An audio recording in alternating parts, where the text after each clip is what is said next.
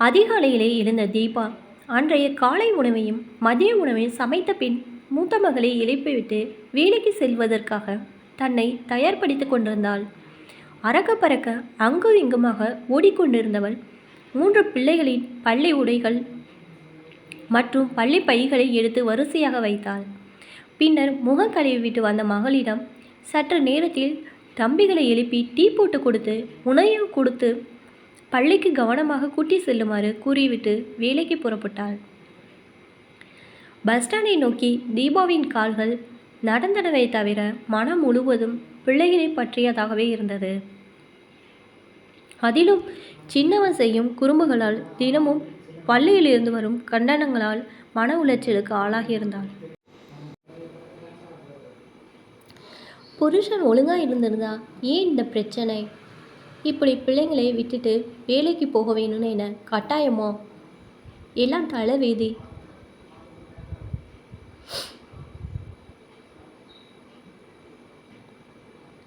தனக்குள் முணுமுணுத்து கொண்டபடி பேருந்து நிலையத்தை சென்றடைந்தவள் புறப்பட தயாராக இருந்த பேருந்தில் ஏறிக்கொண்டாள்.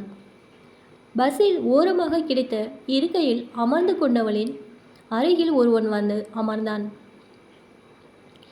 வெளியில் நடப்பதை பார்த்து கொண்டிருந்த தீபாவுக்கு தனது அருகில் ஒருவன் வந்து அமர்ந்தது தெரிந்தாலும் யார் அவன் என பார்க்க அவள் முயற்சிக்கவில்லை.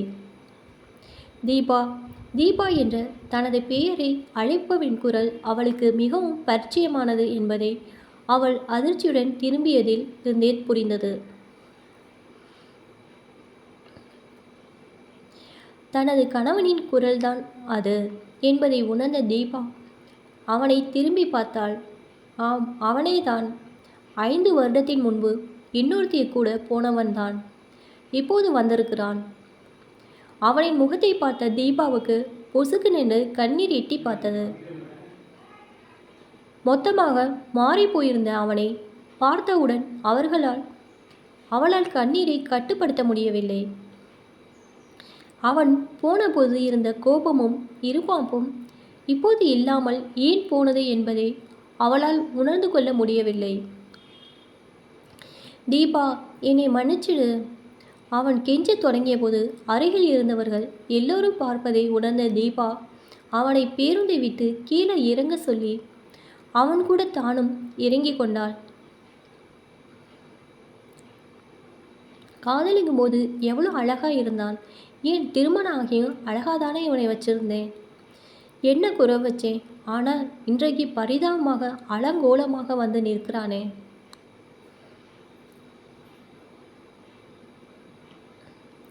மனதுக்குள் அவனை பற்றிய சிந்தனை ஓடி அவளை ஒரு கணம் கலங்கடிக்க செய்தது. தீபா, என்னை மன்னிச்சிடு. உனக்கு செய்த துரோகத்துக்கு தண்டனை கிடைச்சிருச்சு. ரேவதி என்னை விட்டுட்டு வேற ஒருத்தனோட ஓடி போயிட்டாள். தீபா, நான் இப்போ திருந்தி வந்திருக்கேன். என்னை ஏற்றுக்கொள்வாயா?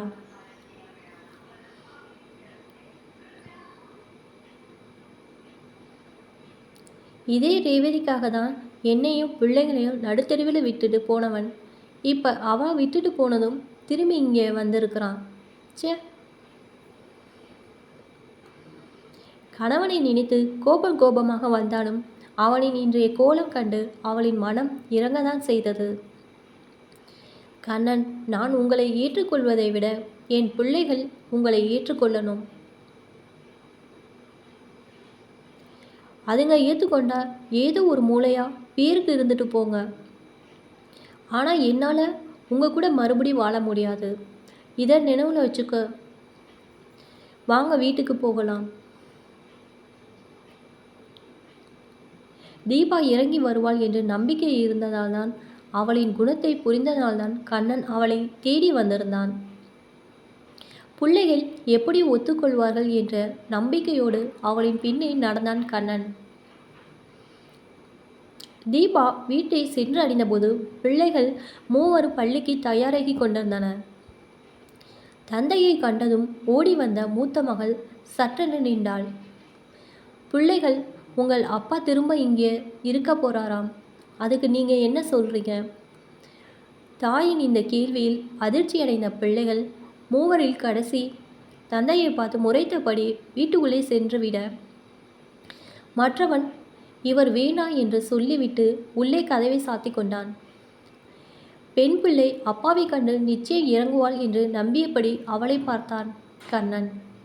தந்தை பாசம் அவளுக்குள் இருப்பதை உணர்த்தும் விதமாக அவளின் கண்களில் கண்ணீர் வந்தது. ஆனாலும் தம்பிகளும் தாயும் வெறுக்கும் நிலையில் எனக்கு மட்டும் எதற்கு அப்பா என்று சிந்தித்தவள் பதில் ஏதும் சொல்லாமல் வேண்டாம் என்று தலையாட்டினாள். இப்போது கண்ணனின் நிலையோ பரிதாபம். கண்கள் அழத் தொடங்கியிருந்தன. அப்படியே பார்வையை தீபா மேல் திருப்பினான். போய்விடு என்று அவளும் தலையை அசைத்து சொன்னபோது உடைந்து போனான் கண்ணன். இதற்கு மேலும் தனக்கு இங்கே இடமில்லை என்பதை உணர்ந்தவனாக திரும்பி நடக்கத் தொடங்கினான் கண்ணன். அவ்வாறு அவன் செல்வதை தடுக்க முடியாமல் தீபாவின் விழிகளிலும் கண்ணீர் அருவியாக பாயத் தொடங்கியிருந்தது.